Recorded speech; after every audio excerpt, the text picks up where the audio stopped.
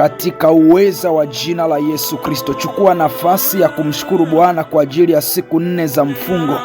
Chukua nafasi ya kumshukuru Bwana. Wapo wengine ambao hawajapata nafasi hii, wapo wengine ambao hawajapata neema hii ya kufunga na kulitia jina la Bwana. Wapo wengine ambao hawajapata nafasi hii ya kufunga na kumtafuta Mungu uso wake. Wewe umewezeshwa. Hata leo ni siku ya 4, tunahitimisha sasa, we are concluding, tunahitimisha. Uende mbele za Bwana, mwambie Bwana asante kwa kuifikia siku ya leo katika uweza wa jina la Yesu. Ni Ijumaa ambayo Bwana ameiweka, ni Ijumaa ambayo historia mpya inaenda kuandikwa, ni Ijumaa ambao ukurasa wa mambo mapya, mambo makuu, mambo ya kibali, mambo mazuri yanaenda kuandikwa. Ni Ijumaa ya ukurasa wenye neema ya kipekee katika uweza wa jina la Yesu Kristo. Baba, ninakutukuza Bwana, ninakutukuza kwa ajili ya Ijumaa hii, ninakutukuza kwa ajili ya siku hii ya leo ya kuhitimisha mfungo wetu Bwana wa kuzijua nyakati na kujulishwa majira. Mungu wa mbinguni, Mungu wa mbinguni, Mungu wa mbinguni, asante Bwana kwa kutufikisha hapa tarehe ya leo, na asante kwa ajili ya ibada hii katika jina la Yesu, katika jina la Yesu. Ibada hii sasa Bwana tunaiweka wakfu kwako katika uweza wa jina la Yesu, katika uweza wa jina la Yesu tunajiweka wakfu kwa uwepo wako kwenye ibada ya leo katika uweza wa jina la Yesu. Hebu jiweke wakfu kwa Bwana kwa ajili ya ibada ya leo. Mwambie Bwana, ibada hii ya leo ya kuhitimisha mfungo huu wa kujulishwa majira, Bwana ninajiweka wakfu kwake, ninajiweka wakfu kwamba usinipite katika ibada ya leo, kwamba usinipite katika uwepo wako, kwamba Mungu usiniache nyuma katikati ya wale watakaoguswa kwenye majira haya, katikati ya wale watakaokumbukwa katika majira haya, na mimi nikumbukwe kwa jina la Yesu. Katikati ya miongoni watakaokumbukwa, tupate kukumbukwa na wewe Bwana katika uweza wa jina la Yesu, katika uwezo wa jina la Yesu. Nguvu zako katika ibada ya leo Bwana vikadhihirike na kuonekana kwa kiwango kikubwa kwa jina la Yesu Kristo. Maisha yetu hayatabaki namna yalivyo, maisha yetu hayatabaki ya kawaida Bwana kisha baada ya ibada hii, kwa jina la Yesu Kristo, mwana wa Mungu aliye hai, kwa jina la Yesu Kristo, Mungu mwenye uwezo wa vitu vyote, katika jina la Yesu Kristo. Bwana, baada ya ibada hii Bwana, baada ya ibada hii, neema yako Bwana, uwepo wako Bwana, ukuu wako Bwana uweze kudhihirika katika jina la Yesu, katika jina la Yesu, katika jina la Yesu, katika jina la Yesu, katika jina la Yesu. Ewe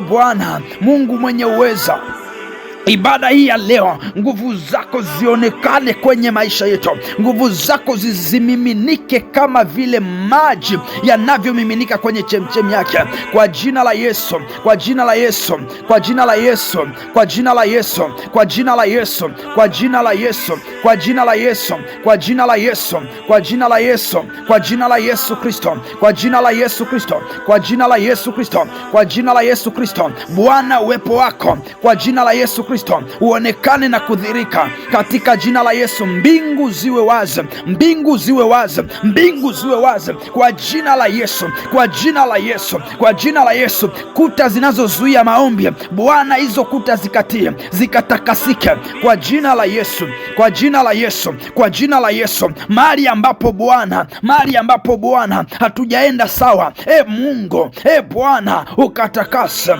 na kutukaribia katika ibada ya leo, katika ibada ya leo, katika ibada ya leo kwa jina la Yesu Kristo. Baba, tunaruhusu uwepo wako, tunaruhusu atmosfia ya mbingu, tunaruhusu Bwana uwepo wa mbinguni, uwepo wako katika nyumba hizi, uwepo wako kwenye kuta hizi katika jina la Yesu. Ninaruhusu uwepo wako kupita kwenye kuta hizi, ninaruhusu uwepo wako kupita kwenye kuta hizi, ninaruhusu uwepo wako Bwana kudhihirika na kuonekana katikati ya vyumba hivyo, katikati ya vibambazi hivyo, kwa jina la Yesu. Uwepo wako e Bwana, uwepo wako e Bwana, uwepo wako e Bwana, uwepo wako e Bwana, uwepo wako e Yesu, katika neema yako ya ajabu, katika neema yako ya ajabu, katika neema yako ya ajabu, katika neema yako ya ajabu, kwa jina la Yesu. Tunakushukuru Bwana, tunakushukuru Bwana. Asante Mungu kwa ajili ya majira mapya.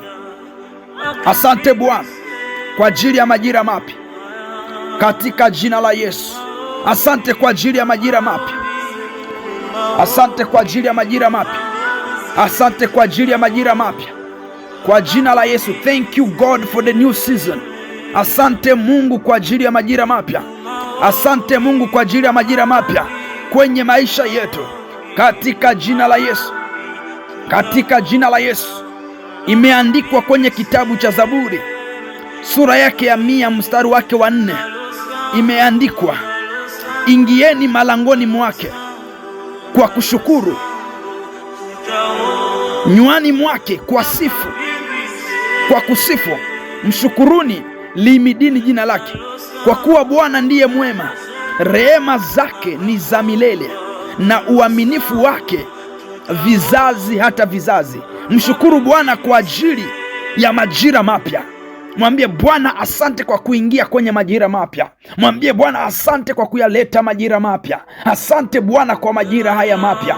Asante Bwana kwa maana majira haya mapya Bwana nitayafaidi kwa jina la Yesu. Asante Mungu uliye juu, maana majira mapya haya Bwana nitayafaidi. Asante kwa maana majira mapya haya Bwana yataleta historia nzuri mpya kwenye maisha yetu, kwa jina la Yesu Kristo, kwa jina la Yesu Kristo. Na kushukuru Bwana kwa maana uaminifu wako vizazi na vizazi. Majira haya mapya Bwana yanaenda kuandika historia ya vizazi na vizazi, maana uaminifu wako ni vizazi na vizazi, katika jina la Yesu. Asante kwa majira mapya. Pokea shukurani Bwana kwa kuintroduce majira mapya kwenye maisha yetu. Asante kwa kutuingiza kwenye majira mapya. Asante kwa kutambua majira haya mapya. Asante kwa upako na neema ambayo umeimimina, ambayo umeachilia kwenye majira haya mapya, kwa jina la Yesu, kwa jina la Yesu, kwa jina la Yesu.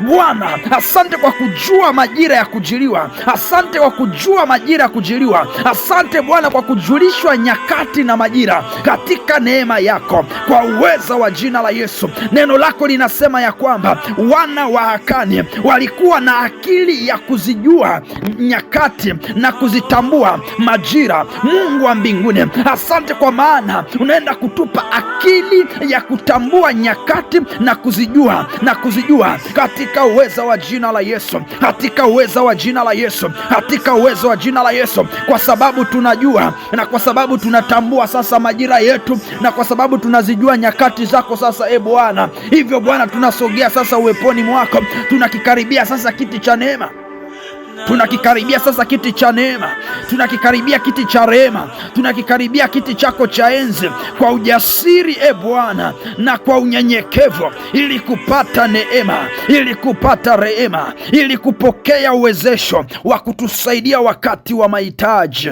katika jina la Yesu. Enda mbele za Bwana, enda mbele za Bwana, mwambie Bwana nakaribia kiti chako cha neema, kiti chako cha rehema, ili kupata neema ya kunisaidia wakati wa mahitaji kwenye majira haya. Mwambie Bwana nipe neema kwenye majira haya. Mwambie Bwana nipe neema katika majira haya, kwa jina la Yesu Kristo. Mwambie Bwana nipe neema katika majira haya, nipe neema katika majira haya. Mwambie Bwana open your mouth, fungua kinywa chako, omba kwa roho, omba kwa imani. Hakikisha kwamba fahamu zako zinamwelekea Bwana. Hakikisha kwamba unaunganika. Hakikisha kwamba hubaki tu unasikiliza. Hakikisha tu kwamba unaomba na unaliitia jina la Bwana, katika uweza wa jina la Yesu, katika uwezo wa jina la Yesu, katika uwezo wa jina la Yesu. Bwana Mungu wangu, Bwana Mungu wangu, nipe neema katika majira haya, nipe neema katika majira haya, nipe neema katika majira haya, nipe neema katika majira haya, kwa jina la Yesu, kwa jina la Yesu.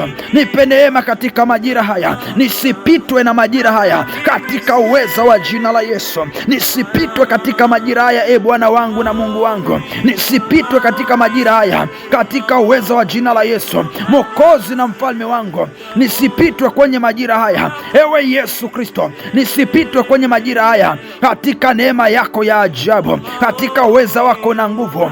Bwana wangu na mwokozi wangu, Bwana wangu na Mungu wangu, majira haya Bwana, nipokee sehemu yangu. Majira haya Bwana, upokee sehemu, upokee sehemu, nipokee sehemu maradufu, pokee sehemu maradufu, pokee sehemu maradufu, katika uweza wa jina la Yesu, katika uweza wa jina la Yesu, katika uweza wa jina la Yesu, katika uweza wa jina la Yesu. Pokee sehemu kwenye majira haya Bwana, kwenye majira haya Bwana, pokee sehemu Bwana, kwa neema yako, kwa uweza wako, kwa nguvu yako, katika jina la Yesu. Mbingu na zikaseme nasi katika majira haya, katika majira haya, kwa uweza na kwa nguvu. Napokea neema ya majira haya, napokea neema katika majira haya, kwa uweza na nguvu, katika jina la Yesu, katika jina la Yesu. Wakati wengine wanayo maswali katika majira, Bwana, nipe majibu katika majira, nipe majibu katika majira haya, nipe upako na neema unaoambatana na majira, katika jina la Yesu. Wakati wengine wanapapasa vitu, wakati wengine wanahangaika, wakati wengine wanakuwa na maswali, wewe Bwana unijulishe lile ambalo nalotakiwa kulidhihirisha, lile ambalo nalotakiwa kulifanya, lile ambalo nalotakiwa kuliendea, lile ambalo nalotakiwa kulizingatia. Nipe kibali, nipe neema katika majira haya, nipe neema katika majira haya. Nisifanye mambo kwa kubahatisha, nisifanye mambo Bwana kwa bahati nasibu. Nipe neema ya kulitambua kusudi lako katika majira haya. Nipe neema ya kujua kile ambacho unachokitaka kwenye maisha yangu, kwa utukufu wa jina lako, katika majira haya, katika jina la Yesu. Omba neema mbele za Bwana, omba neema mbele za Bwana, omba neema mbele za Bwana kwenye majira haya. Kuna mtu anaweza akajua majira lakini asipate neema inayoambatana na majira. Mwambie Bwana, nipe neema inayoambatana na majira. Mwambie Bwana, nipe upako, nipe upako, nipe upako. Mwambie Bwana, nipe upako. Mwambie Bwana, tupe upako unaoambatana na majira. Rapakatozia libanda uzatapaya, katika jina la Yesu. Upako unaoambatana na majira, upako unaoambatana na majira, upako wa kutenda kwa utofauti, upako wa kutenda kwa utofauti, upako wa kutenda kwa viwango, katika jina la Yesu. Kila eneo la maisha yetu, kila eneo la maisha yetu Bwana, kila eneo la maisha yetu Bwana, upako wako ukaenea, upako wako ukaenea, katika jina la Yesu, katika jina la Yesu, katika jina la Yesu. Upako wako ukaenee Bwana, upako wako ukaenee Yehova, kwa uweza na nguvu zako, katika jina la Yesu, katika jina la Yesu. Baba baba baba baba raba baba baba raba baba baba. Iko neema, iko neema, iko neema, iko neema, iko neema, iko neema, iko neema isiyo ya kawaida, katika jina la Yesu, katika jina la Yesu, katika jina la Yesu, katika jina la Yesu, katika jina la Yesu. Ewe Bwana wangu na Mungu wangu, pitiliza, pitiliza kwenye maombi, pitiliza kwenye maombi, pitiliza kwenye maombi. Mtake Bwana, mtake Bwana, mtake Bwana. Pitiliza kwenye maombi, pitiliza kwenye maombi, pitiliza kwenye maombi. Msikie Bwana akisema na wewe. Hayuko mbali, hayuko mbali, hayuko mbali. Yesu hajawahi kuwa mbali na watu, lakini ni kwamba tu haujasikia, ni kwamba tu haujapay attention, ni kwamba tu haujaweka umakini wa kumsikia, ni kwamba tu haujafunguliwa macho uweze kumwona. Yesu hajawahi kuwa mbali nasi, yeye hajawahi kuwa mbali nasi, yeye hajawahi kuwa mbali nasi, na wala hajawahi kukaa kimya katikati ya majira yote, katikati ya majira yote, katikati ya majira yote. Yeye analo neno, yeye analo neno, yeye analo neno. Kila majira Bwana analo neno, ni kwamba tu hatujamsikia. Ni kwamba tu hatujamsikia, ni kwamba tu hatujamsikia, ni kwamba tu hatujamsikia, lakini yupo anazungumza hata sasa, yupo anazungumza hata sasa, yupo anasema nasi hata sasa, katika neema yake, kwa jina la Yesu, katika jina la Yesu, katika jina la Yesu, katika jina la Yesu, katika jina la Yesu, katika jina la Yesu. Mwambie Bwana ya kwamba niongoze katika mapenzi yako kamilifu. Mwambie Bwana kuongoze katika mapenzi yake kamilifu. Mwambie Bwana, lead me into your perfect will katika season hizi. Mwambie Bwana katika majira haya akuongoze katika mapenzi yake kamilifu, katika mapenzi yake kamilifu, katika mapenzi yake kamilifu. Kufanya nje ya mapenzi kamili ya Mungu ni kuona matokeo madogo, ni kuona matokeo madogo, ni kuona faida ndogo. Mwambie Bwana, niongoze katika mapenzi yako kamilifu, maana neno la Bwana linasema kwenye kitabu cha Zaburi sura yake ya 32 mstari wake wa 8, imeandikwa, nitakufundisha na kukuonyesha njia utakayoiendea. Mwambie Bwana, nionyeshe njia nitakayoiendea. Mwambie Bwana, nionyeshe njia nitakayoiendea kwa jina la Yesu. Mwambie Bwana akufundishe na kukuonyesha njia utakayoiendea. Wengi tunaziendea njia zetu. Bwana, nifundishe na kunionyesha njia ninayotakiwa kuiendea katika majira haya, katika msimu huu. Rapakata vodlepaya limanto katia karabagaya ayayayaya. Ewe Roho Mtakatifu, ewe Roho Mtakatifu, ewe Roho Mtakatifu, ewe Roho Mtakatifu, veshekete peketaya, ewe Roho Mtakatifu, raba baba, nakusisa, nakusii sana, nakusii sana, nakusii sana. Nifundishe na kunionyesha lile nipasalo kulitenda, lile nipasalo kulifanya, pale nipasapo kupaendea kwa msaada wako, katika jina la Yesu, katika jina la Yesu. Endelea kuomba katika Roho, endelea kuona picha, endelea kuona picha, endelea kuona picha, endelea kuona picha kile ambacho kinachotakiwa kutokea kwenye maisha yako.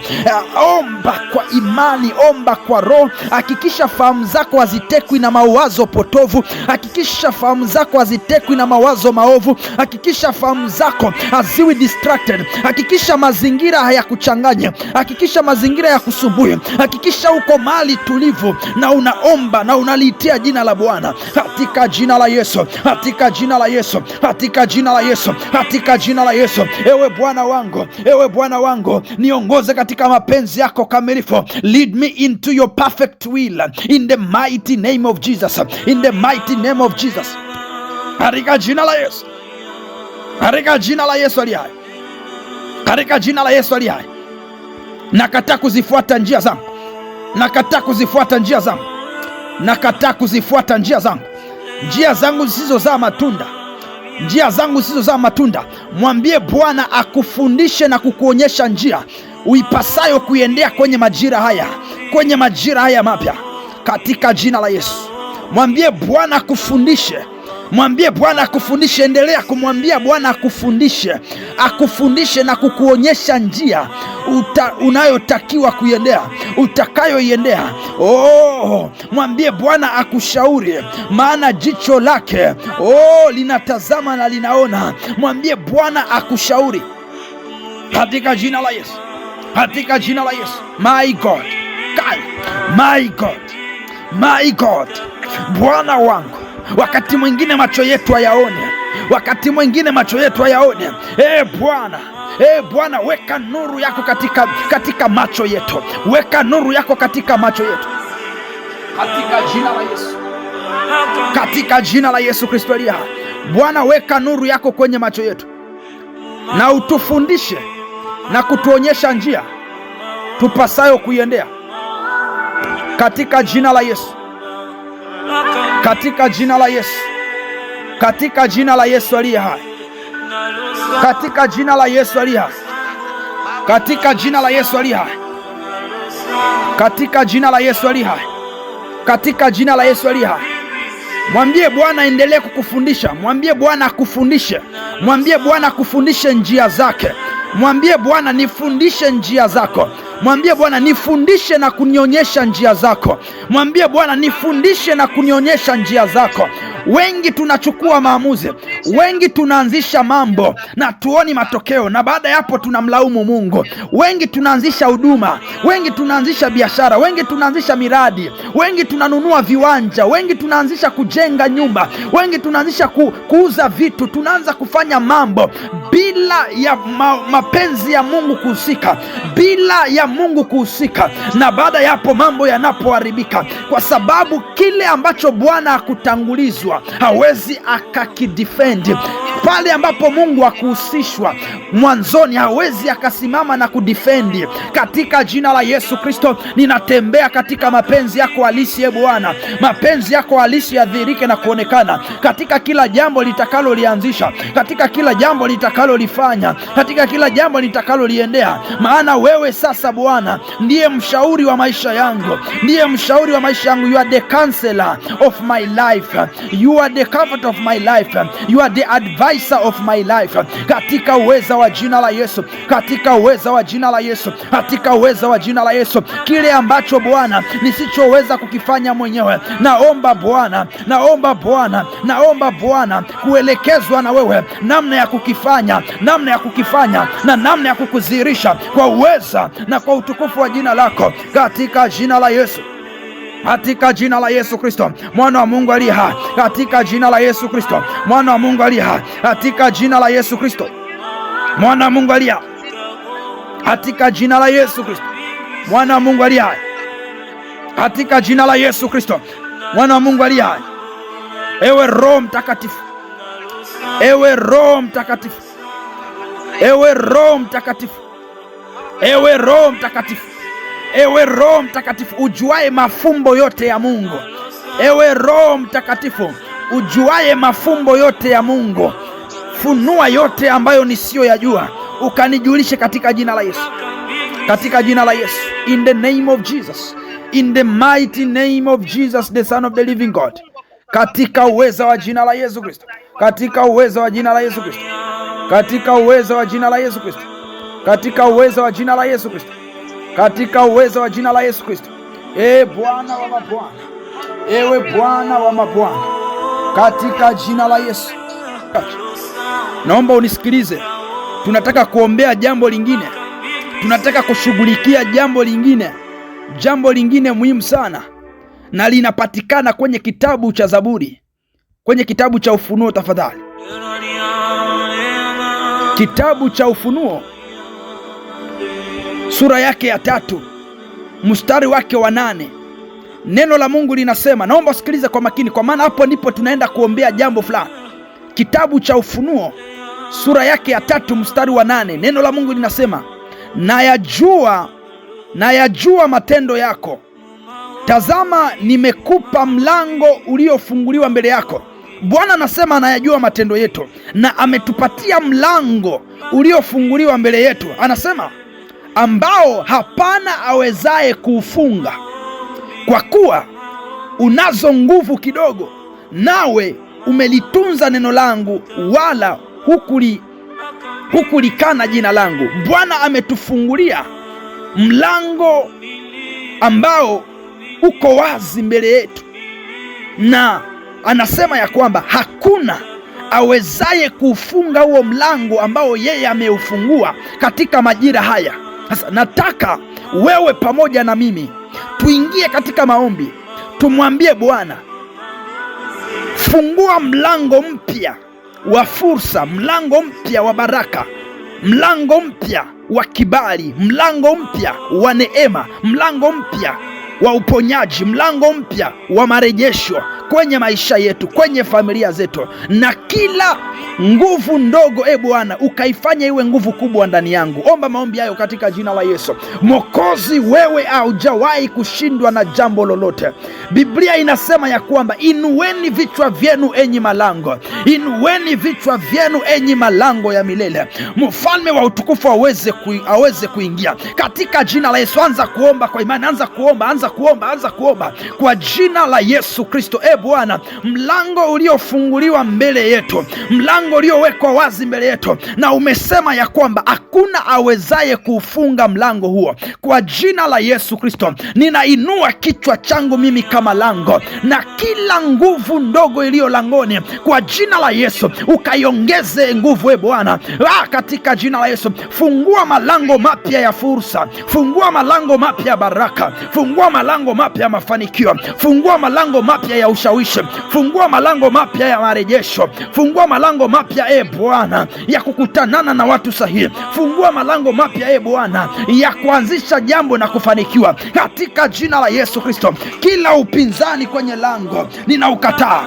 katika uwezo wa jina la Yesu Kristo, katika uwezo wa jina la Yesu Kristo. Kila roho ya ukandamizaji iliyosimama kwenye lango, iliyosimama kwenye lango la familia, iliyosimama kwenye lango la biashara, iliyosimama kwenye lango la kazi, iliyosimama kwenye lango la taaluma, iliyosimama kwenye lango la huduma, iliyosimama kwenye lango la jamaa, kwa jina la Yesu, hiyo nguvu ninaiteketeza kwa moto wa Mungu aliye hai, kwa moto lao, kwa moto lao, kwa moto lao, kwa moto lao, kwa moto lao, kwa moto lao. Rapakatapata reveketeshebe livando ziataya lipakadojiata vanderapa kotojia lidodaya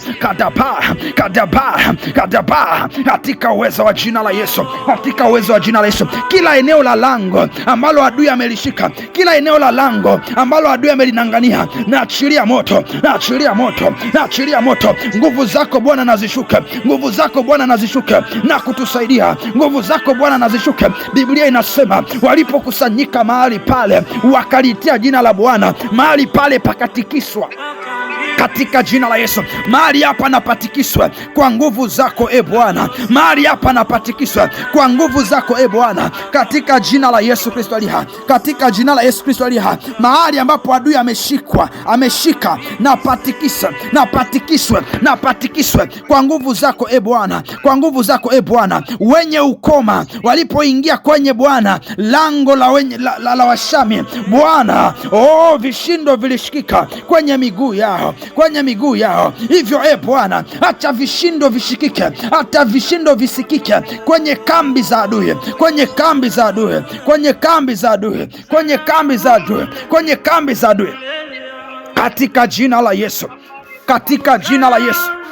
Kwenye makambi yanayochochea uharibifu, kwenye makambi yanayochochea upinzani, kwenye makambi yanayochochea upinzani kwenye jamaa zetu, kwenye maisha yetu, kuanzia sasa, kuanzia sasa, kuanzia sasa, hizo kambi na ziharibike, na zitekwe, na zitekwe, na zitekwe, na zitekwe. Malaika mwenye upanga wa moto, move around now, move around now, katika jina la Yesu. Malaika mwenye upanga wa moto, anza kutembea, anza kutembea. Yoshua akainua macho yake, Biblia inasema akamwona mtu upande mwingine, akamkabili, akamwambia, je, uko upande wetu ama uko upande wa maadui zetu? Akasema, mimi ni jeshi kuu la Bwana, nimetumwa ili nije niwapiganie, nimetumwa ili nije niwatetee, nimetumwa ili nije nisimame nanyi, katika jina la Yesu Kristo, katika jina la Yesu Kristo. Jeshi la Bwana liweze kusimama na ndugu zetu, jeshi la Bwana liweze kusimama na watoto wetu, jeshi la Bwana liweze kusimama na maisha yetu, jeshi la Bwana liweze kusimama Bwana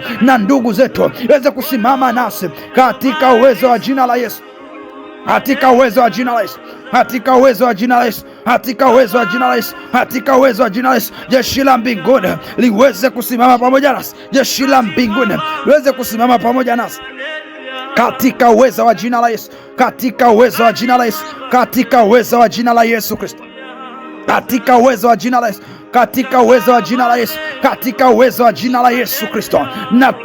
Natangaza malango mapya ya fursa, malango mapya neema, malango mapya kibali, malango mapya baraka, malango mapya mafanikio, malango mapya ushawishi. Yawe wazi, yawe wazi, yawe wazi hayo malango, yawe wazi hayo malango, yawe wazi hayo malango, hayo malango kwenye maisha, hayo malango kwenye maisha, hayo malango kwenye ndoa, hayo malango kwenye biashara, hayo malango kwenye taaluma, hayo malango kwenye kazi, hayo malango kwenye huduma, hayo malango kwenye mahusiano, hayo malango, hayo malango, hayo malango, hayo malango, hayo malango yawe wazi, hayo malango yawe wazi, hayo malango ya kibali, hayo malango yenye nguvu, hayo malango ya ushindi, hayo malango we open them now. Ninayafungua hayo malango kwenye maisha, ninayafungua hayo malango kwenye maisha. Kila nguvu ya upinzani ya adui inakataliwa, inakataliwa, inaangushwa, inaangushwa. Hayo malango na yafungua, hayo malango ya neema, hayo malango ya neema. Imeandikwa kwenye kitabu cha Isaya ya kwamba malango yako yatakuwa wazi daima,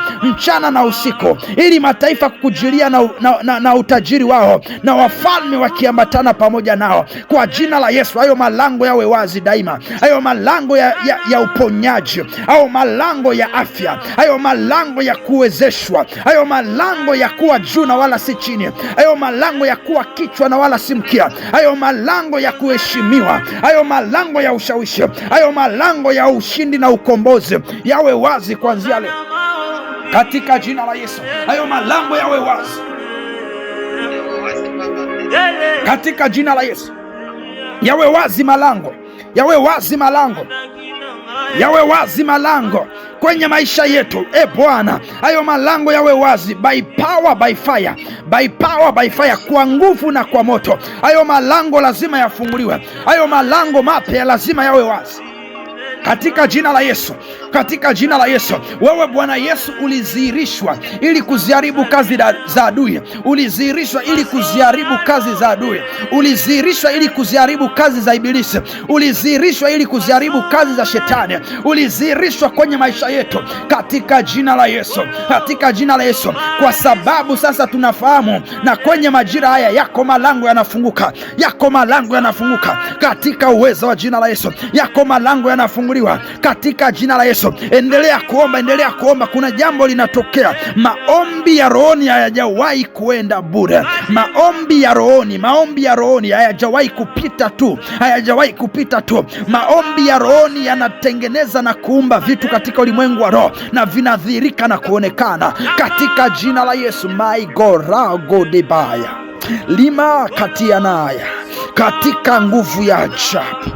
My God, my God, my God, my God, katika jina la Yesu, katika jina la Yesu, katika jina la Yesu, katika jina la Yesu, katika jina la Yesu. Mungu aliye hai, Mungu aliye hai, Bwana yuko kazini katika jina la Yesu. Naona malango yanafunguliwa katika jina la Yesu, katika jina la Yesu, katika jina la Yesu aliye hai.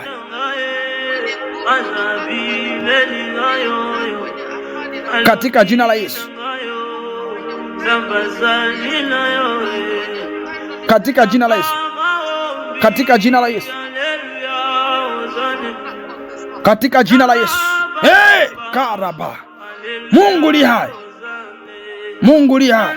Iko neema yako Bwana, iko neema yako Bwana, iko neema yako Bwana, iko neema yako wewe Bwana, iko neema yako wewe Bwana, iko neema yako wewe Bwana, iko neema yako.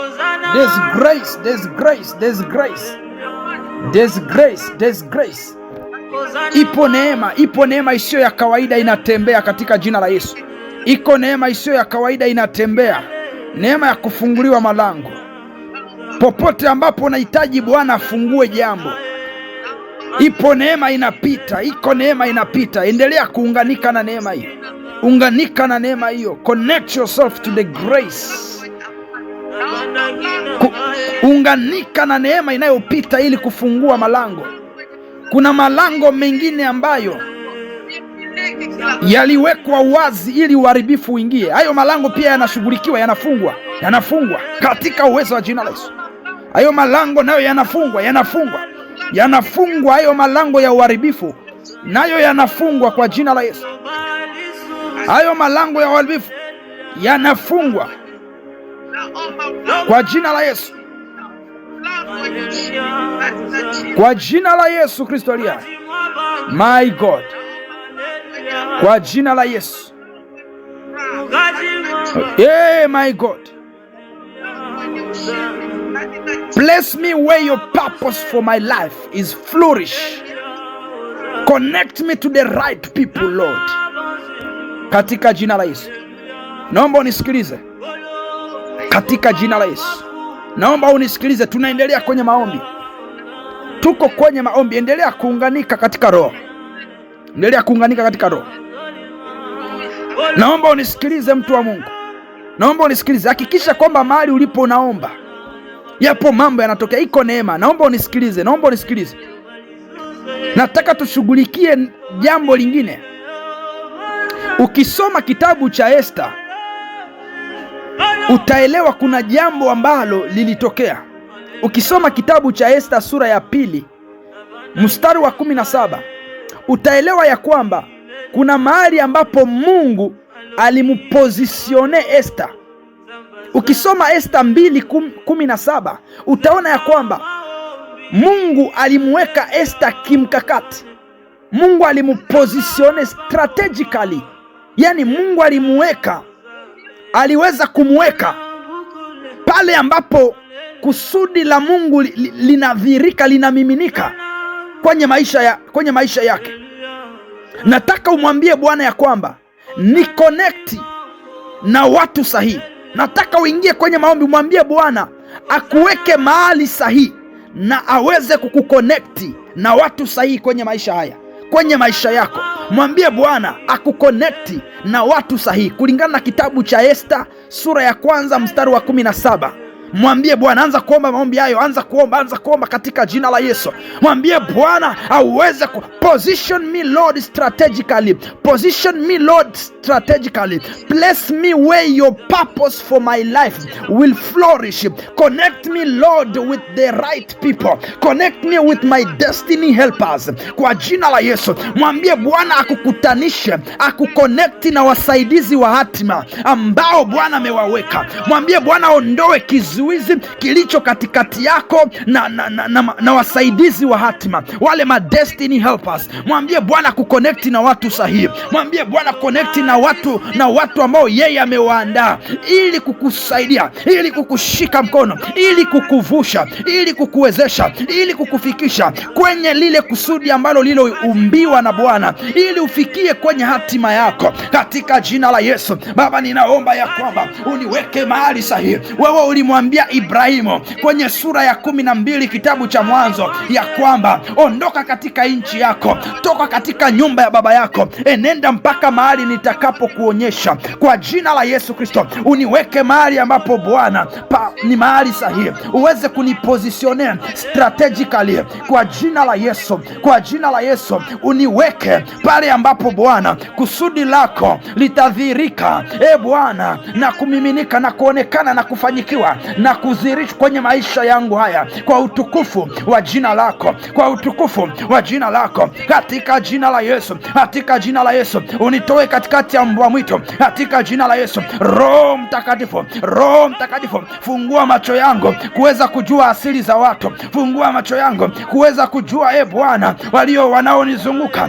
Yesu Kristo, Yesu Kristo, Yesu Kristo. Biblia inasema ya kwamba wakati jeshi kubwa lilipozingira Elisha na yule mfanyakazi wake Geazi, lakini Geazi alikuwa haoni chochote, akaogopa, akawa na hofu, akawa na oga, akawa na wasiwasi, akawa na wasiwasi kwamba ni kitu gani. Lakini neno lako linaniambia kwenye kitabu cha Timotheo wa 2 sura ya 1 mstari wa 7 ya kwamba sijapewa roho ya woga, bali roho ya kiasi, roho ya nguvu na roho Bwana ya upendo. Kwa jina la Yesu Kristo nakataa woga, nakataa woga. Macho yangu yakawe wazi ya kuona walio upande wetu, wa kuona walio upande wetu. Macho yetu yakawe wazi ya kuona walio upande wetu katika jina la Yesu. Maana imeandikwa, aliye ndani yetu ni mkuu sana kuliko aliye katika dunia hii. Aliye ndani yetu ni mkuu sana kuliko aliye katika dunia hii, katika jina la Yesu, katika jina la Yesu. Rakadadadada rababababa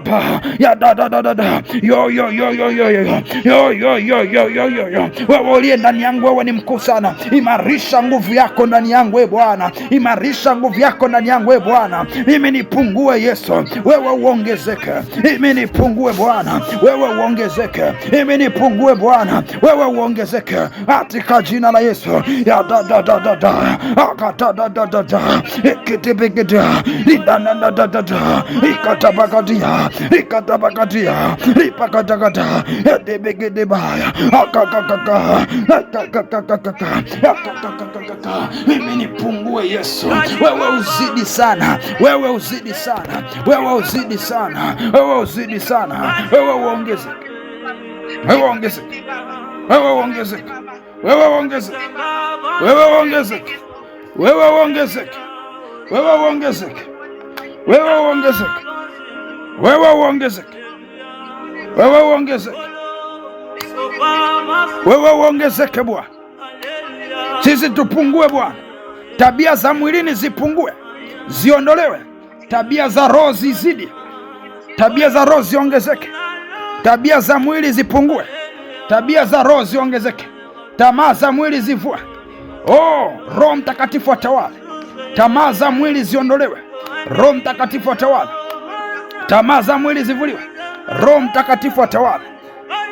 Oh my God, oh my God, oh my God, oh my God, connect me Lord, connect me to the right people, connect this people, connect these people, connect this person to the right people, connect him, connect her to the destiny helpers destinated for her life, destinated for his life. Kwa jina la Yesu, muunganishe mwanao huyo na wasaidizi wa hatima, muunganishe mwanao huyo na wasaidizi wa hatima katika jina la Yesu, katika jina la Yesu, katika jina la Yesu. Oh Bwana, mwanao huyo aweze kuingia kwenye ikulu, mwanao huyo aweze kupenya, aweze kuingia katika ikulu kinyume na sheria, kinyume na sheria ya mauti, kinyume na sheria ya kuzimu, kinyume na sheria ya mapepo, kinyume na sheria ya wachawi, kinyume na sheria ya uharibifu, kinyume na sheria yote Bwana ya maagano ya kishetani. Kwa jina la Yesu aweze kuingia tu, aweze kuingia kwa damu ya mwana kondoo, kwa damu ya mwana kondoo. Imeandikwa nao wakamshinda kwa neno la ushuhuda na kwa damu ya mwana kondoo, kwa damu ya mwana kondoo. Natangaza kuingia kwenye lango, natangaza kuingia kwenye lango la ufalme, kuingia kwenye lango la mfalme. Bwana, let our name, let my name to be known to the king, let my name to be known to the king, let my name be known to the king, let my name be known to the king. Majina yetu yajulikane na wafalme, majina yetu na yajulikane na wafalme katika jina la Yesu. My God, my God, my God, my God, katika jina la Yesu Kristo aliye, katika jina la Yesu Kristo aliye, katika jina la Yesu Kristo aliye, katika jina la Yesu Kristo aliye, katika jina la Yesu Kristo aliye. Bwana akumbuke uzao wetu, ukumbuke uzao wetu. Mwambie Bwana akumbuke uzao wako, mwambie Bwana akumbuke uzao wako. Ombea watoto wako, ombea ndugu zako, ombea watoto wako, ombea ndugu zako, waombee wakutanane na watu sahihi. Hujui huko wanakozunguka wanakutana na nini. Hujui hao vijana wanakutana na nini huko. Hujui.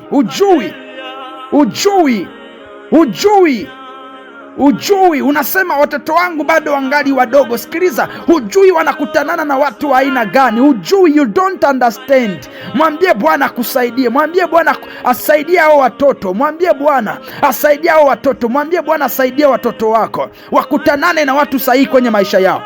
Kuna wengine wanatumwa ili, kuna maagent wa shetani wanatumwa ili kuharibu maisha ya watoto, kuharibu maisha ya mtu kipindi angali mtoto.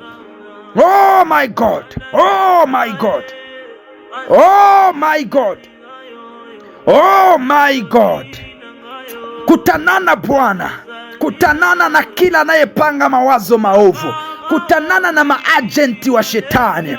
Mungu wa mbinguni, simama kwa niaba yetu, simama kwa niaba yetu. Ziokoe familia zetu, ziokoe familia zetu, waokoe watoto wetu, wakutanane na watu sahihi kwa jina la Yesu. Ulimwengu wa kipepo, ulimwengu wa giza, kuzimu iko bize kutuma maagenti, kutuma watumishi wake. Shetani anatuma watumishi wake, wako wengi sana kwenye dunia hii. Wengine Bwana waonekani kwa macho ya nyama, wamewekwa kwenye maeneo mbalimbali, ili kupotosha kizazi hiki, ili kupotosha vijana, ili kupotosha watoto, ili kupotosha mabinti, ili kupotosha Bwana vijana.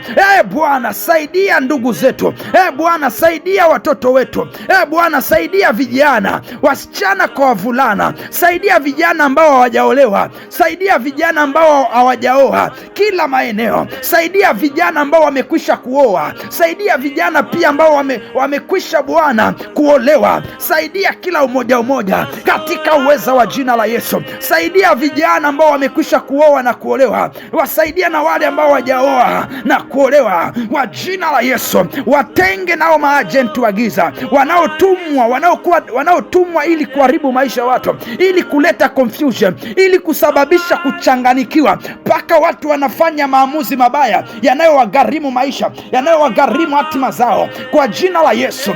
Every spirit of confusion, I arrest you now among the youth. I arrest you now. I arrest you now by power, by fire. I arrest you now katika jina la Yesu, katika jina la Yesu.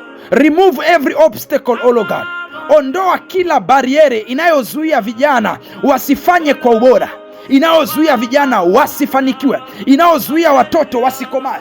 Ondoa bariere ambayo imewekwa kwenye kila familia kwamba watu wafe kabla ya miaka yao.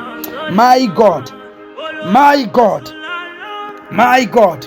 Mwambie Bwana aondoe vizuizi na vipingamizi, vizuizi vya vifo vya mapema, vifo kabla ya miaka kwa jina la Yesu. Mwambie Bwana malaika wake na muamuru kwa jina la Yesu.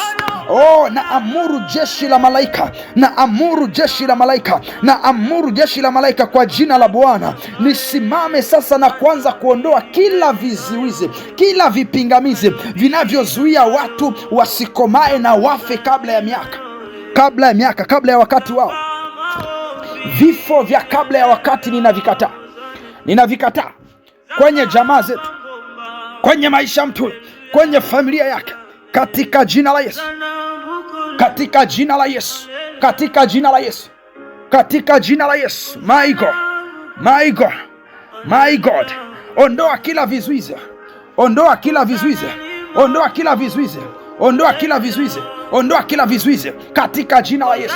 Ondoa vizuizi vyote Bwana, ondoa vizuizi vyote Bwana, ondoa vizuizi vyote Bwana. Ondoa mipaka iliyowekwa kwamba watu wafe kabla ya miaka yao. Ondoa kila ucheleweshaji unaosimama katika njia zetu za mafanikio. Ondoa kila kucheleweshwa, kila roho ya ucheleweshwaji, every spirit of delay. I arrest you now in this life. I arrest you now in the mighty name of Jesus, the Son of the living God, katika jina la Yesu. Imeandikwa kwenye kitabu cha Isaya 45 mstari wake wa pili ya kwamba nitakwenda mbele yako na nitapasawazisha mahali palipoparuza kwa jina la Yesu Kristo. Kila mahali palipoparuza Bwana uweze kupasimamisha tena, yale manguko uweze kuyainua tena. Pasawazishe pale ambapo pameparuza, pale ambapo pameharibika, patengeneze paupya, patengeneze kwa upya, patengeneze kwa upya in the mighty name of Jesus, katika jina la Yesu, katika jina la Yesu. Mwambie Bwana atengeneze pale ambapo pameharibika. Mwambie Bwana aweze kusawazisha pale ambapo pameparuza kwa neema yake, kwa nguvu zake. Mwambie Bwana avunje vipande malango ya shaba yote ya uharibifu kwa jina la Yesu, kwa jina la Yesu, kwa jina la Yesu, kwa jina la Yesu. Mwambie Bwana atoe kila vizuizi kwenye njia yako ya mafanikio. Mwambie Bwana aondoe vizuizi vyote. Mwambie Bwana aondoe vizuizi vyote katika jina la Yesu, katika jina la Yesu, katika jina la Yesu, katika jina la Yesu. Maana imeandikwa, nami nitakupa hazina za gizani na mali zilizofichwa za mahali pasiri, upate kujua ya kwamba mimi ni Bwana nikuitaye kwa jina lako na Mungu wa Israeli, kwa jina la Yesu Kristo. Bwana, kila hazina za gizani zilizofichwa mahali pasiri kwa jina la Yesu Kristo tunazipokea, tunazipokea, tunazipokea, tunazipokea, tunazipokea kwa uweza na kwa nguvu, kwa uweza na kwa nguvu, kwa uweza na kwa nguvu, katika jina la Yesu, katika jina la Yesu. Kataa vizuizi, kataa vizuizi kwenye maisha yako. Kataa vizuizi, kataa kila kizuizi, kila kizuizi kinachosimama mbele yako. Anza kukikataa, anza kukikataa, endelea kukikataa, endelea kukikataa, endelea kuikataa, usibaki kimya, endelea.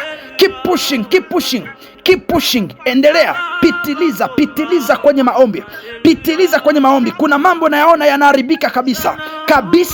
This is not feeling. Hizi sio hisia. Kuna mambo nayaona kabisa kwenye ulimwengu wa roho yanaharibika kabisa. Hayo ndiyo yanayokuzuia. Hayo ndiyo yanayoasiri maisha yako. Hayo ndiyo yanayokuzuia. Kwa jina la Yesu.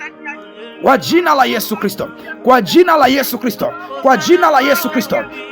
Yesu Kristo. Imeandikwa kwenye kitabu cha Zakaria sura ya 4 mstari wa 7, nani ewe mlima mkubwa mbele ya Zerubabeli, ewe mlima mbele ya Josefu, ewe mlima mbele ya familia hii, ewe mlima mbele ya mtu huyu. Unani wewe mlima mbele ya mtu huyu? Kwa jina la Yesu, fanyika tambarare sasa. Ewe mlima wa magonjwa, ewe mlima wa ucheleweshwaji, ewe mlima wa mateso, ewe mlima wa uonevu, ewe mlima wa mauti, ewe mlima wa ushawishi mbaya, ewe mlima wa kuchanganikiwa, ewe mlima wa maswali, ewe mlima wa kurudishwa nyuma, ewe mlima wa kudhulumiwa, kwa jina la Yesu, ewe mlima wa kupoteza, ewe mlima, unani wewe mbele ya huyu mtu? Unani wewe? Ripokaya, unani wewe? Fanyika tambarare kwa nguvu ya ufufuo, kwa nguvu ya jina la Yesu. Fanyika tambarare sasa, ewe mlima uliyesimama mbele ya mtu huyo, hakuna maendeleo yoyote kwenye maisha yake. Wengine kabisa ni watumishi wa Bwana, lakini wako kwenye nafasi hizo kwa muda, lakini hawajawahi kuona progress yoyote. Kwa jina la Yesu, unani wewe mlima kumzuia mtu huyo? Unani wewe mlima? Ninakuapisha kwa jina la Bwana, ewe pepo kama mlima uliyesimama mbele ya maisha mtu huyu, unani wewe? Kwa jina la Yesu, Bwana na akulaani. Unani wewe mlima mbele ya familia hii? Unani wewe mlima mbele ya nyumba hii? Unani wewe mlima kwa ajili ya ndoa hii? Unani wewe mlima kwa ajili ya binti huyu? Unani wewe mlima kwa ajili ya mama huyu? Unani wewe mlima mbele yake? Unani wewe mlima mbele ya mwana wa Mungu huyu?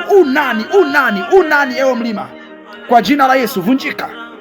Kwa jina la Yesu, vunjika ewe mlima.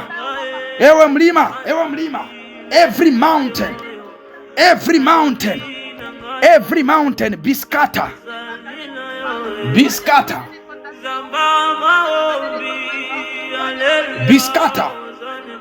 Katika uwezo wa jina la Yesu. Be scattered. Ewe mlima, vunjika kwa jina la Yesu. Ewe mlima, vunjika kwa jina la Yesu. Ewe mlima, vunjika kwa jina la Yesu. Ewe mlima wa magonjwa, vunjika kwenye familia zetu kwa jina la Yesu. Ewe mlima wa umaskini, vunjika in our lives kwa jina la Yesu. Ewe mlima wa uharibifu, ewe mlima wa kipepo, ewe mlima wa uchawi, ewe mlima wa giza, ewe mlima wa ukandamizaji, every mountain of oppression be scattered by fire. Be scattered by fire. Be scattered by fire. Be scattered by fire in the name of Yeshua the Christ. In the name of Yeshua the Christ. In the mighty name of Jesus. In the mighty name of Jesus. The Lord has given us the city. The Lord has given us the city. Aliyepewa mji na Bwana hatishiwi na mlima. Aliyepewa mji na Bwana hatishwi na jambo lolote. Aliyepewa mji na Bwana, Yoshua alipewa Yeriko, kwa hiyo kuta zikuweza kumtisha.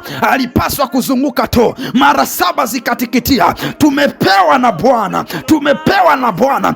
Unani ewe mlima? Unani ewe mlima? Bwana akamwambia Israeli ya kwamba haya ndiyo yatakuwa mipaka yako kwenye nchi ya Kanaani. Bwana ametupatia mipaka. Bwana ametupatia mipaka duniani. Bwana ametupatia mipaka kwa jina la Yesu Kristo, kwamba tuishi mbingu hapa duniani kwa jina la Yesu. Kwa jina la Yesu napokea neema ya kuishi mbingu hapa duniani. Pokea kibali, pokea nguvu ya kuishi mbingu hapa duniani. Pokea neema, pokea kibali ya kuishi mbingu hapa duniani. Na pokea kibali, tunapokea nguvu ya kuishi mbingu hapa duniani kwa jina la Yesu. Yeye alifanyika mateso, yeye alifanyika laana, yeye alifanyika aibu, yeye alifanyika mateso, yeye alipigwa sana, yeye aliziakiwa sana, akasema imekwisha, akasema tetelestai kwa jina la Yesu. Alisema tetelestai,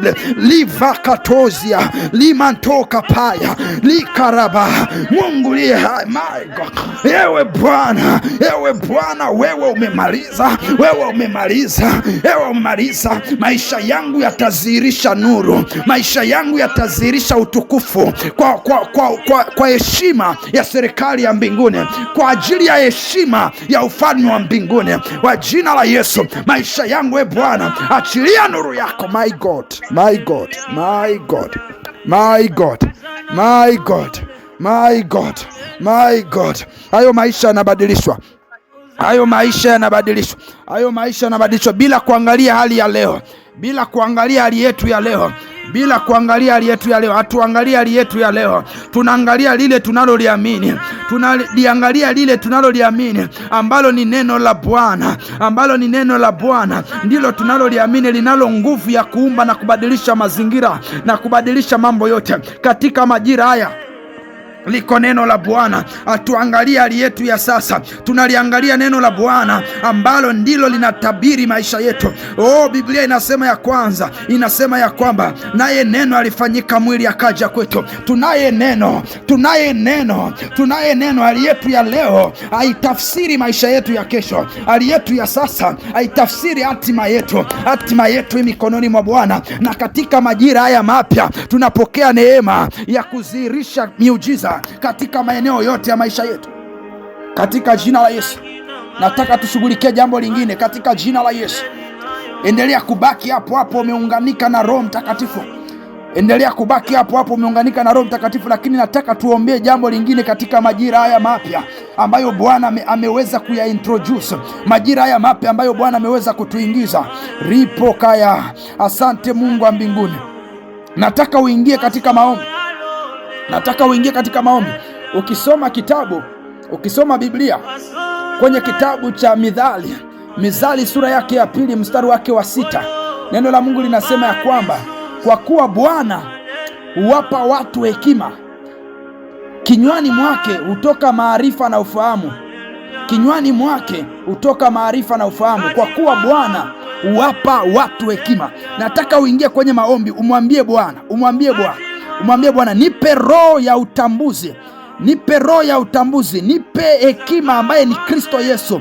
Nipe hekima ya kutambua fursa ambazo zimeletwa mbele yangu. Nipe utambuzi Bwana wa kufanya maamuzi sahihi ya kiungu kwenye maisha yangu. Maana kuna wakati mwingine tunafanya maamuzi ambayo yanatugharimu vitu vingi. Tunafanya maamuzi ambayo mwisho wake unakuwa mbaya. Lakini mwambie Bwana, nipe roho ya utambuzi wa kutambua kila fursa ulioileta mbele yangu. Lakini pia umwambie Bwana akupe hekima ya viwango, ili kwamba unapofanya maamuzi, na hiyo hekima ni Yesu Kristo. Yaani tunamwambia Yesu Kristo aongezeke ndani yako kwenye eneo la maamuzi. Omba maombi hayo kwa jina la Yesu. Omba maombi hayo kwa jina la Yesu. Omba maombi hayo kwa jina la Yesu. Kwa jina la Yesu napokea roho ya utambuzi ya kutambua kila fursa na kutambua kila mitego.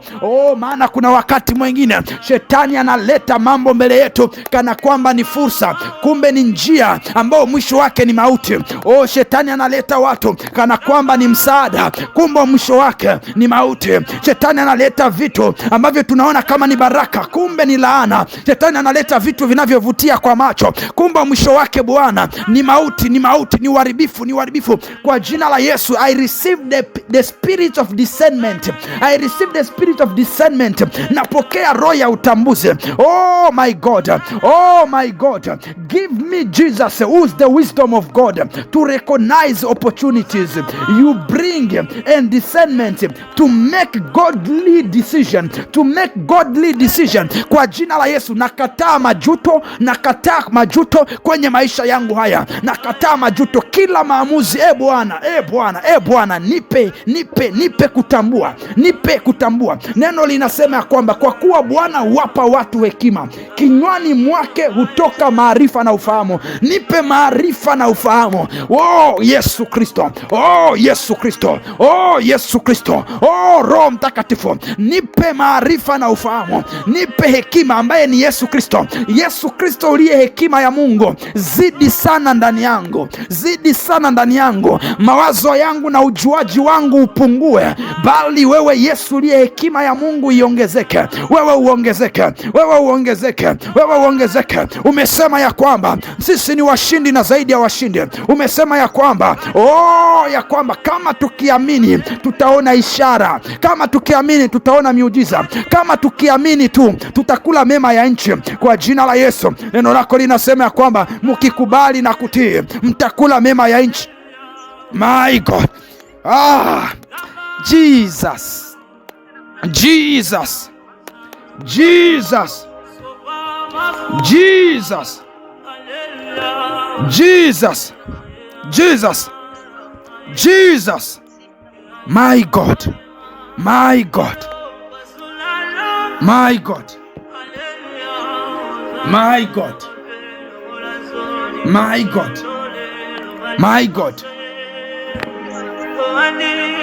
my God. Mungu wangu, mein Deus, oh mein Deus, Mungu wangu, Yesu li hai.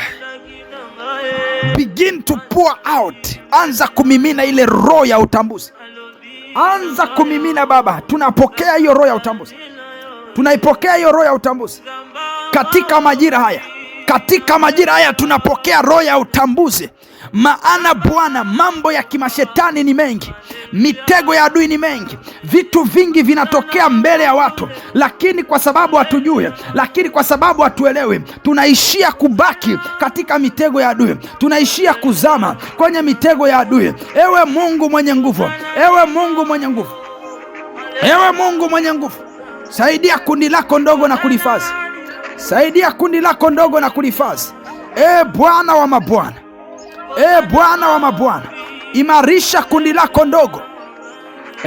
Yes, ewe Yesu, ewe Yesu, ewe Yesu, katika uweza wako, katika rehema zako, achilia roho wako, achilia roho wako, achilia roho wako, achilia roho wako, roho wa utambuzi, Roho Mtakatifu, Roho Mtakatifu, roho wa utambuzi, roho wa utambuzi, roho wa utambuzi, katika jina la Yesu, in the name of Jesus. Katika endelea kuzama, endelea kuzama, macho yako yanafunguliwa. Let your eyes be open. Macho yanafunguliwa, macho yanafunguliwa. Sikiliza, adui akikuteka mateka, anachofanya cha kwanza anahakikisha anatoboa macho. Oh my God. Adui anapoyashika maisha ya mtu, jambo la kwanza ni kutoboa macho, kwa sababu kile unachokiona ndicho kinachotokea, na kile unachokiona ndicho kinakupa mwangaza wa kufanya maamuzi na kuenda. Huwezi ukaenda katika giza, huwezi ukaenda katika giza. Na Yesu anasema ya kwamba taa ya mwili ni jicho. Sasa na taa ya mwili mzima na kwenye maisha yako ni nuru yake. Mwambie Bwana, macho yako yawe wazi, macho yako yawe wazi. Mtu wa Mungu, kama kuna kitu ambacho ni cha kumwomba Mungu sana kila siku, ni kumwambia kupe macho ya rohoni, kuona. Hakuna mchawi ambaye asiyeona rohoni, hakuna mchawi. Sasa kwa nini Wakristo hatuna macho ya rohoni, hatuoni rohoni? Kwa nini? Hivi umewahi kujiuliza? Hakuna mchawi asiyeona rohoni, hakuna mchawi. Kila mchawi anaona rohoni, kila mchawi anaona rohoni, na anaweza kuanga na anaweza akaruka kwenye uungo wake. Lakini kwa nini Wakristo hatuna macho ya rohoni? Mwambie Bwana, nipe macho ya rohoni, nipe macho kuona. Fungua macho yangu kuona Bwana. Open my eyes to see through you. God, Unapomwambia Bwana akupe macho yako, akupe macho ya rohoni, pia umwambie Bwana ya kwamba katika majira haya yakawe majira ya mimi kuzaa matunda. Omba macho ya rohoni na kumwambia Bwana, majira haya iwe majira ya mimi kuzaa, majira ya mimi kuzaa matunda yaliyo hai. Biblia inasema kwenye kitabu cha Yohana sura 15 mstari wa 5, inasema ya kwamba tunapokaa ndani yake tunazaa sana. Neno lake likikaa ndani yetu, kwamba tunazidi kuzaa sana, maana pasipo yeye sisi hatuwezi kufanya neno lolote. My God, bila wewe Bwana sisi hatuwezi kufanya jambo lolote. Mwambie Bwana, majira haya yawe majira ya wewe kuzaa matunda yaliyo hai, sio mapooza. Vitu vyetu vimeharibika sana siku za nyuma, mambo yetu yameenda vibaya, lakini katika majira haya Bwana tuzae matunda yaliyo hai, matunda ambayo watoto wa watoto wetu watafaidi, familia zetu zitafaidi, na maisha yetu Bwana yatabadilika. Maana neno la Bwana linasema tutakuwa kama mti uliopandwa kando kando ya vijito vya maji. Mwambie Bwana maisha yako yazae matunda. Mwambie Bwana afanye maisha yako yazae matunda, katika jina la Yesu, katika jina la Yesu, katika jina la Yesu, katika jina la Yesu, katika jina la Yesu. Oh Bwana, nakataa kuzaa mapooza kwenye majira haya.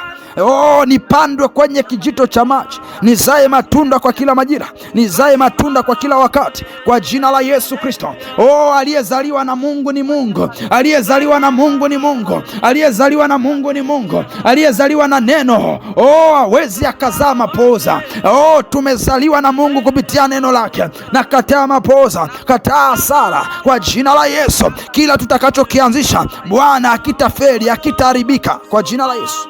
Kila tutakachokitamkia kitafanyikiwa na kitazidi sana na kustawi katika jina la Yesu Kristo, katika jina la Yesu Kristo, katika jina la Yesu Kristo. Matunda ya kuzaa.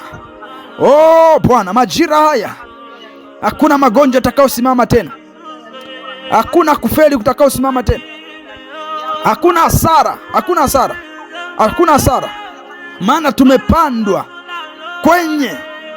kwenye vijito vya maji katika jina la Yesu, katika jina la Yesu, katika jina la Yesu, katika jina la Yesu. My God, nataka tuombee jambo lingine, tunabakiza jambo moja. Ukisoma kitabu cha Yoeli sura 2 mstari wake wa 25, anasema kwamba nitakurejeshea miaka iliyoliwa, nitakurejeshea miaka. Anasema kwamba kwenye majira haya mapya atakurejeshea miaka.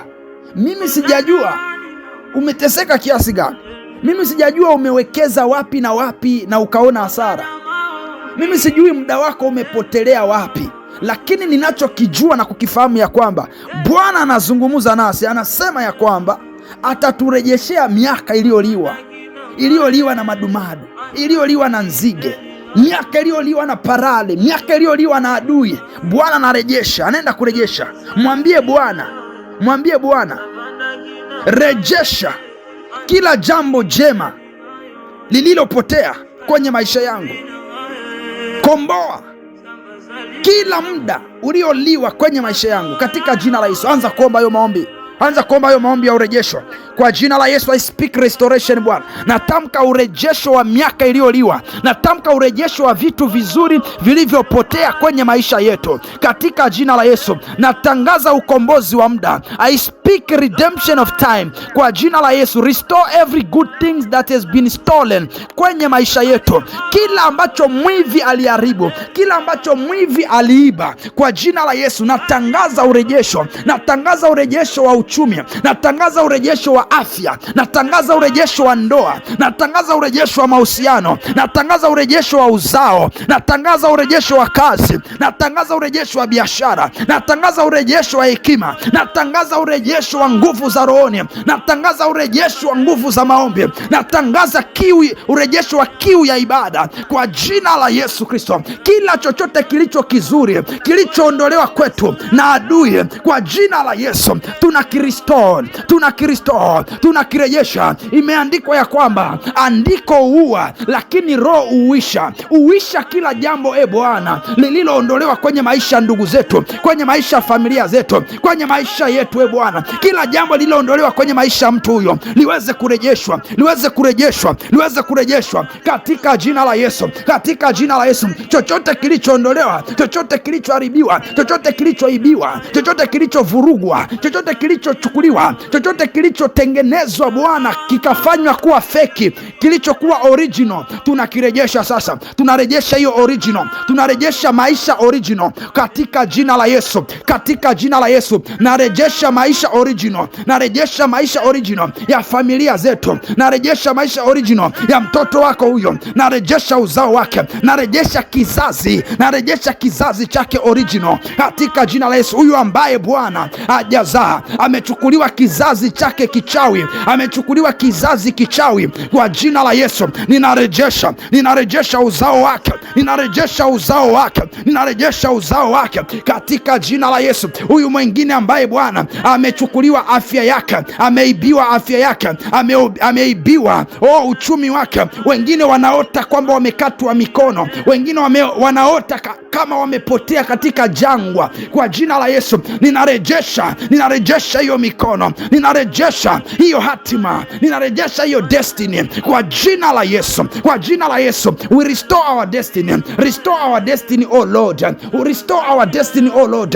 Rejesha afya, rejesha hatima zetu katika jina la Yesu Kristo mwana wa Mungu aliye hai, katika jina la Yesu Kristo mwana wa Mungu aliye hai, katika jina la Yesu Kristo mwana wa Mungu aliye hai. Ewe Bwana, sikiliza neno linasemaje kwenye kitabu cha Yeremia.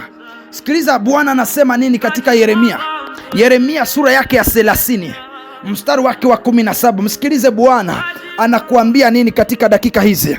Anasema hivi, maana nitakurudishia afya.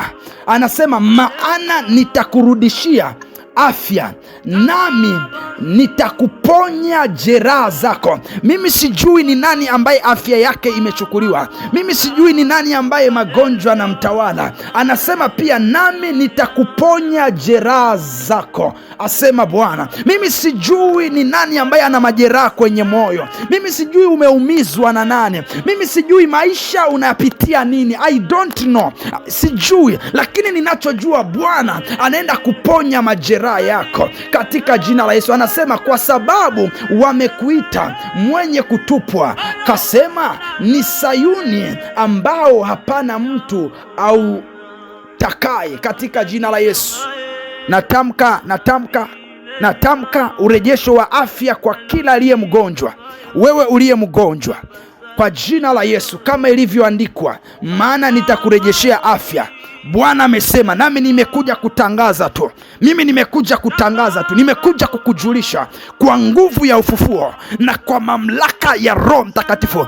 Ewe magonjwa uliyezama kama nanga baharini kwenye mwili huu, sasa ni muda wako wewe kungoka. Sasa ni muda wako wewe kuachia mwili huo kwa jina la Yesu Kristo. Come out katika jina la Yesu. Kila magonjwa na majina yake yote, anza kutoka kwenye mwili huo, anza kutoka kwenye mwili huo, anza kutoka. Ewe pepo la magonjwa, ewe pepo la mateso, ewe pepo la mateso, ewe pepo la udhaifu, ewe pepo la udhaifu kwenye mwili huo, ninakuapisha kwa jina la Bwana.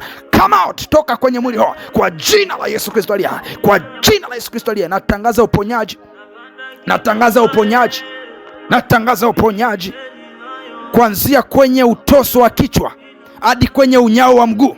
Naachilia moto, naachilia moto lao uanze kula kila magonjwa, kila magonjwa yaliyo kwenye kichwa, kila magonjwa yaliyo kwenye kiuno, kila magonjwa yaliyo kwenye mgongo, kila magonjwa yaliyofichwa kwenye tumbo, kila magonjwa yaliyokaa kwenye miguu, yaliyokaa kwenye viungo vya tumboni, yaliyokaa kwenye uzazi, kila magonjwa yaliyokaa kwenye mikono, haya kwa jina la Yesu, I release the power of the Holy Spirit. Naachilia nguvu ya uponyaji, naachilia nguvu ya Roho Mtakatifu, naachilia nguvu ya Roho Mtakatifu. Pite kwenye hiyo miguu, pite kwenye hiyo mikono. Yes, yes, yes, yes, yes, yes, yes, yes, yes, yes, kwa jina la Yesu. Yes, kwa jina la Yesu. Yes, kwa jina la Yesu, kwa jina la Yesu, kwa jina la Yesu, kwa jina la Yesu, kwa jina la Yesu, kwa jina la Yesu, kwa jina la Yesu, kwa jina la Yesu, kwa jina la Yesu, katika jina la Yesu. Hayo magonjwa yanakuachia, yanakuachia, yanakuachia, yanakuachia, yanakuachia. Uwe mzima, uwe mzima kuanzia sasa, uwe mzima kuanzia sasa, uwe mzima kuanzia sasa, uwe huru, uwe huru. Namweka huru mtu huyu, namweka huru mtu huyu, akawe huru. Narejesha afya kwenye mwili huu katika jina la Yesu Kristo, katika jina la Yesu Kristo aliye hai. Narejesha afya, narejesha uzima, narejesha uhai kwenye mwili huu na kwenye nafsi hii, katika uweza wa jina la Yesu, katika uweza wa jina la Yesu. Ukawe huru, ukawe huru. Kwa damu ya Yesu Kristo umepona, kwa damu ya Yesu Kristo wewe ni mzima sasa, katika jina la Yesu, katika uweza wa jina la Yesu, katika uwezo wa jina la Yesu. Thank you Holy Spirit, katika jina la Yesu.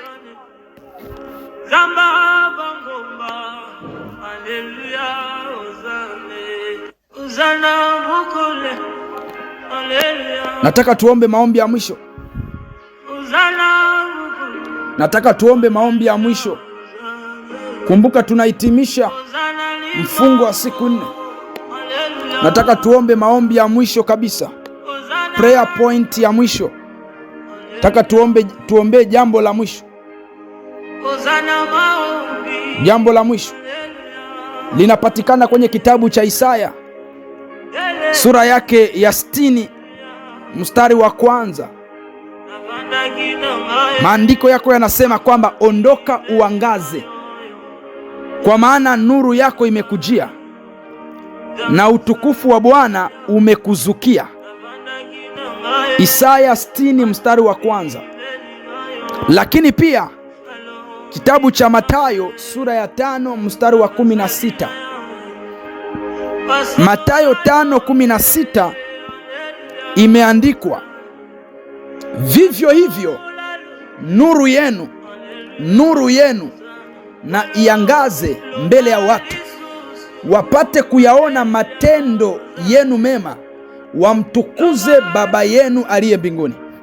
Nataka uingie kwenye maombi ya dakika 2. Nataka uingie kwenye maombi ya dakika 2. Uwe unahesabu, yani dakika 2 kabisa. Uende kumwambia Bwana, utukufu wako uonekane kwenye maisha yangu. Mwambie Bwana, utukufu wako uonekane kwenye maisha yangu. Nuru yako ingae kupitia mimi, ili maisha yangu yalete heshima kwa jina lako, ili maisha yangu yalete heshima kwa jina lako, kwa watu wanaonizunguka na kwenye eneo ninayoishi. Anza kuomba, mwambie Bwana utukufu wake uonekane katika maisha yako, na kwamba nuru yake iangaze, ishine ndani mwako, ili kwamba jina la Bwana lipate heshima, ili kwamba wasiomjua Bwana wanaokuzunguka wajue ya kwamba Mungu yupo, na bado Mungu anafanya, na bado Mungu anatenda kupitia wewe. Utukufu wa Bwana uonekane na nuru yake iangaze katika jina la Yesu Kristo. Oh my Father, my Maker, let your light shine through me, so that my life will bring honor and glory to your name. In the name of Jesus, let your glory be seen in my life. Wherever I go, let your glory be seen. Oh, for the honor to the kingdom of God. Katika jina la Yesu.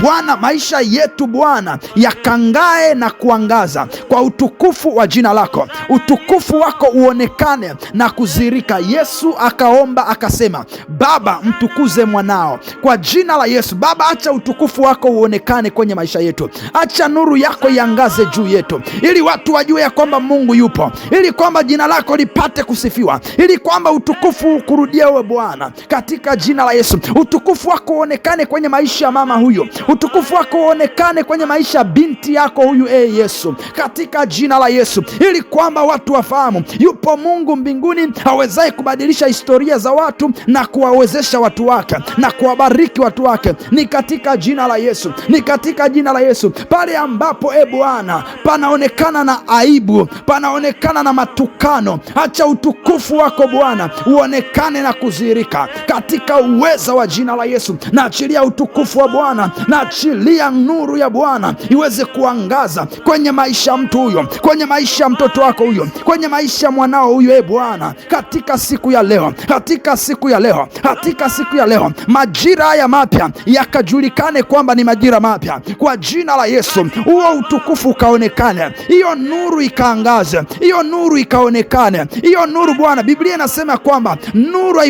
taa haiwezi likawekwa chini ya meza, bali inawekwa juu ya kinara, ili kwamba watu waingiao waone nuru, watu waingiao waone mwanga. Kwa jina la Yesu, maisha mtoto wako huyo, maisha watoto wake, maisha ndugu zake yaweze kung'aa, maisha yake yaweze kung'aa, ofisini yaweze kung'aa, kwenye eneo la biashara yaweze kung'aa, kwenye taaluma yaweze kung'aa, kwenye huduma yaweze kung'aa, kwenye familia yaweze kung'aa, kwenye ndoa yaweze kung'aa, kwenye mahusiano yaweze kung'aa, kila nafasi, kwenye kilimo yaweze kung'aa, kwenye uvuvi yaweze kung'aa. Ni katika uwezo wa jina la Yesu, katika jina la Yesu, katika jina la Yesu Kristo aliye hai, katika jina la Yesu Kristo aliye hai.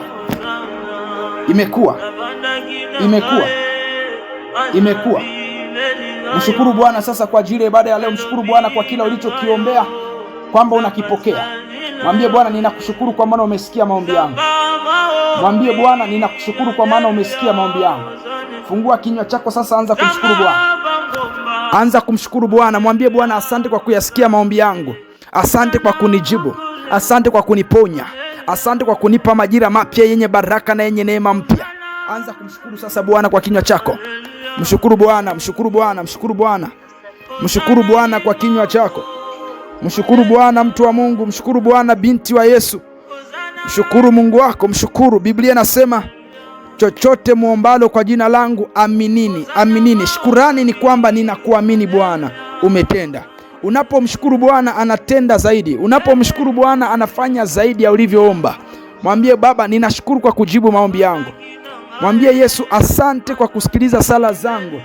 Mwambie Baba, asante kwa kuniponya, asante kwa kunirejesha, asante kwa kunirejeshea mali, afya na neema yako. Mwambie Baba, asante kwa yote. Asante Bwana kwa kusikia maombi yangu. Asante Roho Mtakatifu. Asante kwa ajili ya ibada ya leo. Asante kwa ajili ya siku 4 za mfungo. Asante kwa ajili ya hitimisho ya mfungo tarehe ya leo. Katika jina la Yesu Kristo, uhimidiwe milele yote Bwana. Hakuna aliye kama na wewe. Wewe ni mwema na mwaminifu. Baba, pokea sifa. Baba, pokea sifa. Pokea shukurani zote katika uweza wa jina la Yesu Kristo, Mwokozi na Mungu aliye hai. Thank you Jesus. Thank you Jesus. Thank you Jesus. Asante Bwana Yesu. Asante Bwana Yesu. Pokea sifa, pokea heshima katika jina la Yesu Kristo aliye hai. Katika jina la Yesu Kristo aliye hai, pokea sifa, heshima na utukufu. Wewe ni mwema na mwaminifu. Asante kwa ajili ya ibada ya leo. Asante kwa hapo ulipotusaidia. Sifa, heshima ni vyako milele, katika jina la Yesu Kristo.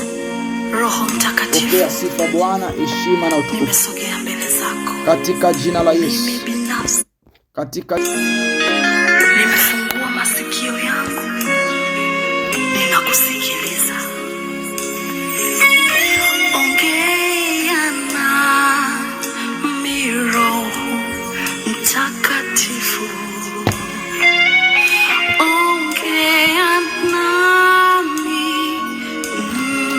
Mfalme.